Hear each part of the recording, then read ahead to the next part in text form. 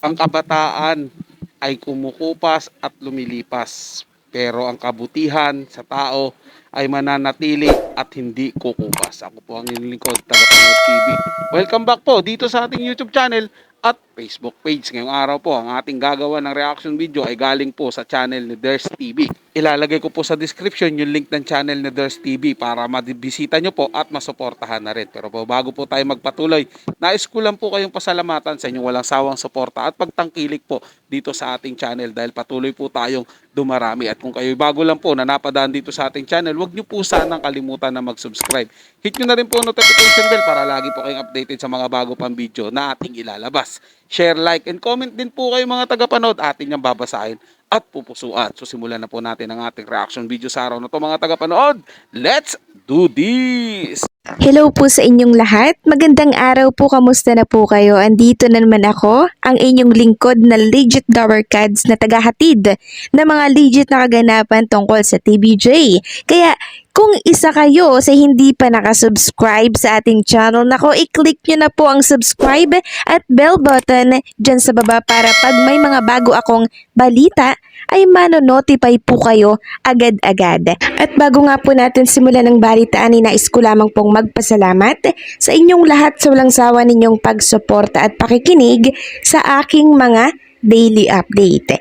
So eto na at simulan na po natin ang balitaan. Ito na nating pag-usapan ng tungkol sa na-reveal ng TBJ page kahapon na picture ni Jose Manalo nung kabataan pa daw nito. At makikita nga sa picture na batang-bata si Jose Manalo na siyang pinagkakaguluhan ngayon ng mga supporters ng TBJ.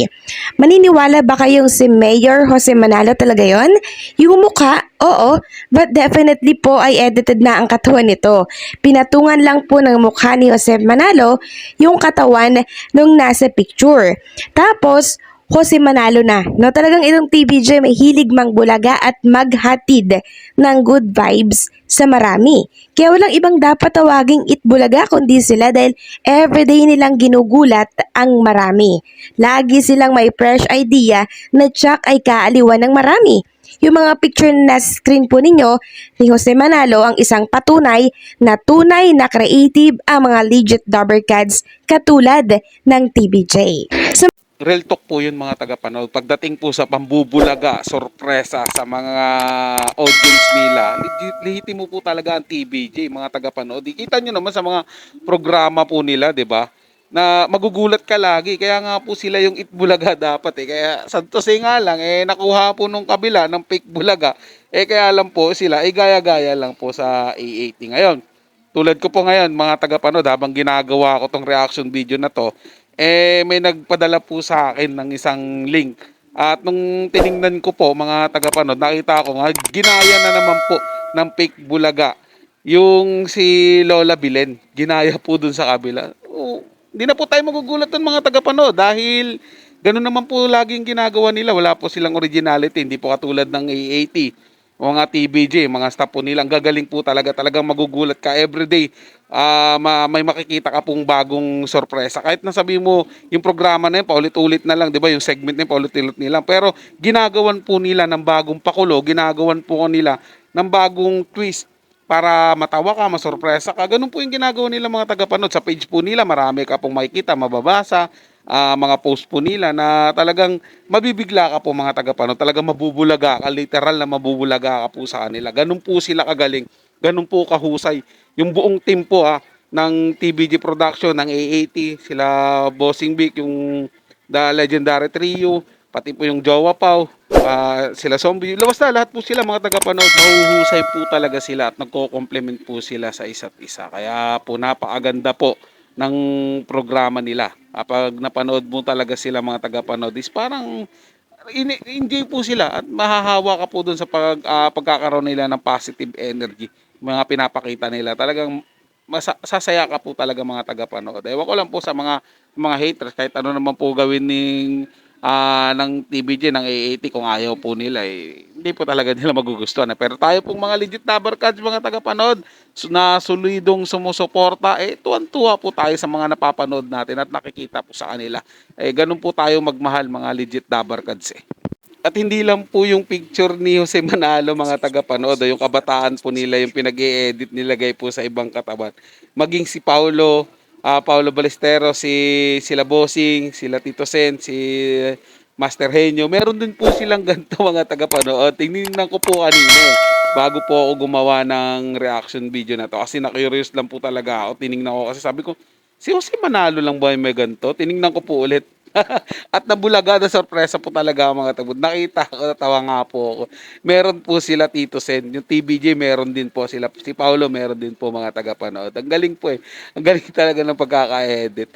Usay. Pagka tinitingnan ko si Mayor Jose Manalo dito, para siyang Koreano eh. Korean heartthrob po mga tagapanood. Wow, heartthrob si Idol Jose ah. Si Master Henyo, ganun din. Parang magkamukha sila ni Jose Manalo ng kabataan po mga tagapanood. Bisitahin nyo po yung page ng TBJ sa Facebook mga tagapanood. Makikita nyo po doon yung picture nila.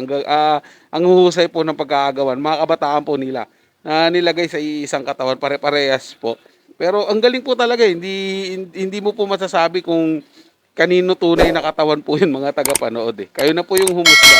Pero masasabi ko mag-enjoy po kayo sa pagtingin doon sa mga picture po nila doon sa FB page po ng TBJ. Bisitahin niyo po mga tagapanood.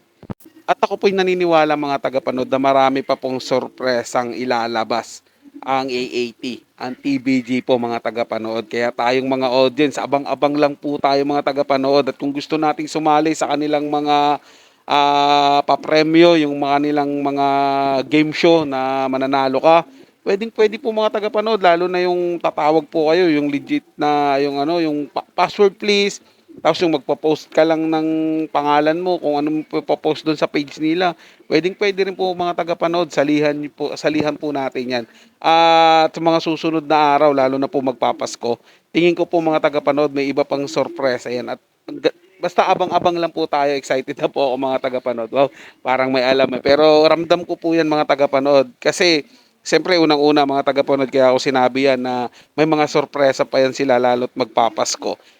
Kasi po, ganyan na po talaga ang strategy ng TBJ. Ganyan po sila man sorpresa sa mga audience nila, sa mga legit Dabar Cats. Tandaan po natin mga tagapanood, 'di ba? Bagong tahanan yan. Kaya siyempre pasabog to the max yan po mga tagapanood. Magbibigay po yan sila ng matinding sorpresa po sa Dabar Cats. Bukod pa po dun sa malaking papremyo. Legit po yan. Sigurado po yan mga tagapanood. Matinding sorpresa po talaga ang niluluto ng TBJ niya pagdating po ng mga basta antay-antay lang po mga tagapanood. Makikita po natin yan. Ay mahilig naman po sila mambulaga sa kanilang mga Dabar Cats eh. So yun lang po mga tagapanood, na may nagustuhan nyo po yung paksang atang tinalakay sa araw na to. At kung kayo bago lang po na napadaan dito sa ating channel, huwag nyo po sanang kalimutan na mag-subscribe. Hit nyo na rin po notification bell para lagi po kayong updated sa mga bago pang video nating ilalabas. Share, like, and comment din po kayo mga tagapanood. Atin yung babasahin at pupusuan. So hanggang sa muli po, ito yung Tagapanood TV. Komento at opinion lamang. Wala pong personalan. Paalam po at mabuhay po kayong lahat.